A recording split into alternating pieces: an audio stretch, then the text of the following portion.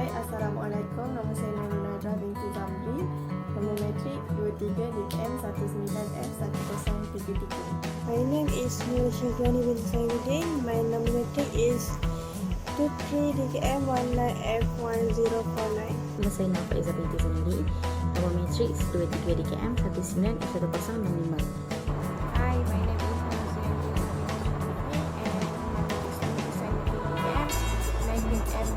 19M10 Saya akan menerangkan prosedur safety procedure untuk milling machine. Yang pertama, memakai PPE yang telah ditetapkan.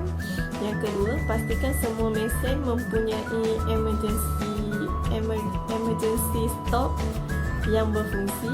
Yang ketiga, jangan menyentuh mata alat semasa mesin sedang dijalankan.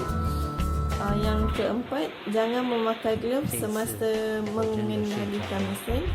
Yang kelima, pastikan benda kerja dipegang, kemas pada ragum dan mata alat diikat dengan ketat.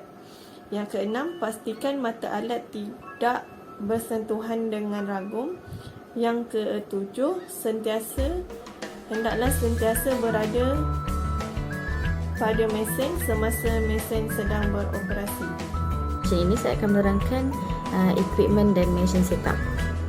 Equipment yang diperlukan adalah milling machine, milling turbine, collet, chuck, tape and die tool, wrench. Ini adalah milling machine vertical. Mesin ini akan digunakan untuk proses hexagonal. Seperti yang anda lihat di gambar belakang, ini adalah sebuah milling machine. Switch milling machine yang warna putih tu perlu dibuka dahulu, perlu di switch on, dan kemudian switch warna merah perlu di switch on. Untuk memasang milling turbine pada milling machine adalah, first kali milling turbine akan dimasukkan ke dalam collet, dan collet dimasukkan ke dalam spindle. Untuk memasukkan collet ke dalam spindle, kita perlulah tengok alur tepi dia dulu dan masukkan, rotate sampai jumpa alur yang sama, lepas tu kita masukkan dia. Okay, quill tu adalah untuk kita menaikkan spindle atau menurunkan spindle. Okay, ini adalah drawbar. Drawbar ni adalah untuk mengetatkan collet dengan milling turbine dekat dalam mesin ni lah. Okay, first kita ketatkan dia dengan just pakai tangan je. Okay, untuk ketatkan lagi kita pakai wrench. Dan selepas kita ketatkan, even kalau kita ketatkan drawbar ke atas, bawah tu boleh pusing lagi. Turbine tu boleh pusing lagi, collet tu boleh pusing lagi. Jadinya kita perlu menekan brake untuk supaya benda tu tak pusing. Dan quill dipusingkan untuk menurunkan spindle untuk melakukan proses milling lah pada bahan kerja. Cara untuk meletakkan barang kerja pada mesin adalah dengan meletakkan barang kerja pada bindu 3, iaitu pada bindu 3 di bawah tu. Kemudian bindu 3 itu perlu diketatkan dengan menggunakan tape and die tool supaya tidak bergerak. Okay. Kedudukan index plate pada milling machine adalah di bawah bindu 3 yang mengikat bahan kerja. Okay. Bahan kerja yang kita nak lakukan ini adalah hexagonal, bentuk hexagonal. Bentuk hexagonal menggunakan sudut 60 sebagai mata sudut untuk membentukkan hexagonal tu. Untuk melaraskan index plate, untuk mendapatkan sudut 60, kita perlu melaraskan index plate dahulu. Okay, index plate yang terdapat pada mesin ini mempunyai 360 darjah. Tetapi pada senggatan-senggatan yang telah ditandakan ini mempunyai 10 darjah setiapnya. Okey, untuk menggerakkan index plate, kita perlu menggerakkan index crank dengan memusingkannya sehingga mendapatkan sudut yang dikehendaki. Okay, untuk menetapkan index plate tidak bergerak selepas disetkan pada sudut yang dikehendaki, ini adalah butang punat itu adalah untuk mengunci dia, dan selepas kita mengunci pada belakang punat tu, crank index crank tidak dapat dipusing. Okey, ini adalah button untuk menentukan kelajuan mesin bergerak. Ini adalah button.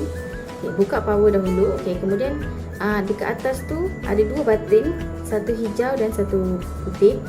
Dua button atas tu adalah untuk merendahkan atau meninggikan meja. Kemudian button tiga yang di bawah tu, hijau, putih, merah, adalah untuk hijau dan putih adalah untuk menggerakkan spindle, di mana putih mengikut arah jam, hijau melawan arah jam, dan merah di tengah adalah untuk memberhentikan. Jadi sekarang kita akan melakukan hexagonal by milling machine, which is first kali kita perlu calculate dia punya sudut, which is dengan kiraan yang betul. Dan apabila kita telah siap melakukan pengiraan, kita mendapati setiap set adalah 60 darjah. Jadi kita perlu menandakan dengan menggunakan tolok tinggi vernier supaya tanda itu akan menjadi lebih tepat dan selari. Selepas siap menanda, kita perlu menyetap workpiece ni di atas indexing plate untuk melakukan proses pemotongan. Okey, letakkan workpiece ni di tempat to the chuck, okay, untuk melakukan proses tersebut. Pastikan ketika anda berada di bengkel mesin atau sedang melakukan kerja pemesinan, anda memakai PPE yang betul, which is safety glasses, safety boot, lepas tu baju bengkel dan juga safety helmet, supaya dapat mengelakkan daripada berlakunya sebarang kecederaan.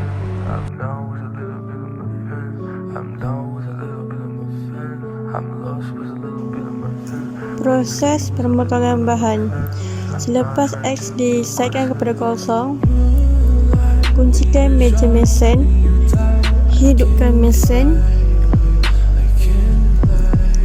gerakkan bahan kerja ke depan dan ke belakang. Proses ini boleh dilakukan dalam 2 kali. Seterusnya, berhentikan mesin, buka kunci meja, jauhkan mesin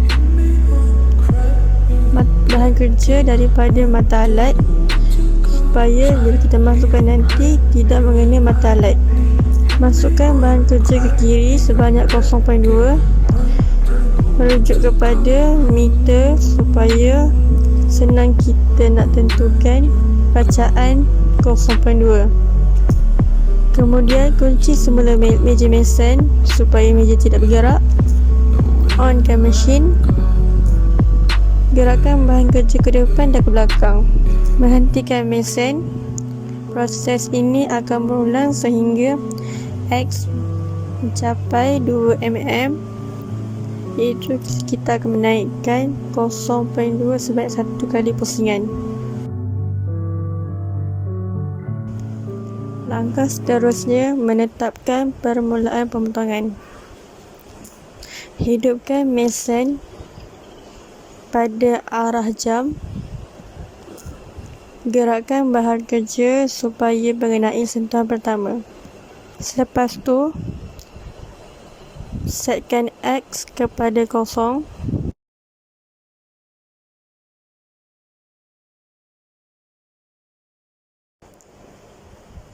Setelah siap pada pembukaan yang pertama, iaitu X mendapat 2 mm, kita tukar ke sudut seterusnya, iaitu 60 darjah.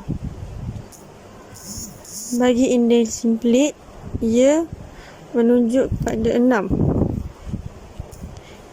Longgarkan dia punya knob, baru kita boleh pusingkan crank kepada 6. sehingga 6 bermakili 60 darjah.